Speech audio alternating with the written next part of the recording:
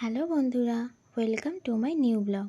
বিকালে ঘুম থেকে উঠে খুব খিদে পাচ্ছিল, তাই মাকে বললাম কি খাই বলো তো, ঝাল ঝাল কিছু খেতে ইচ্ছে করছে।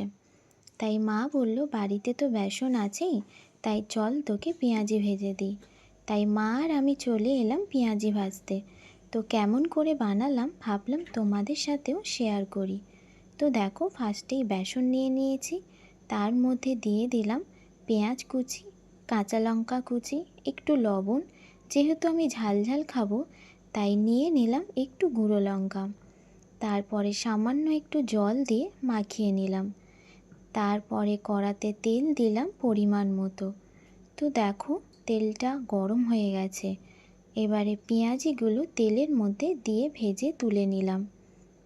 তো দেখো, আমার পেঁয়াজি ভাজা হয়ে গেছে, দেখতেও কত সুন্দর লাগছে। তোমরা কেমনভাবে পেঁয়াজি বানাও আমাকে কমেন্ট বক্সে জানিও। এবারে খেয়ে দেখব কেমন হয়েছে। সত্যি বন্ধুরা, খেতে দারুণ হয়েছে। আজকের মতো টাটা, আবার দেখা হবে নেক্সট ভিডিওতে।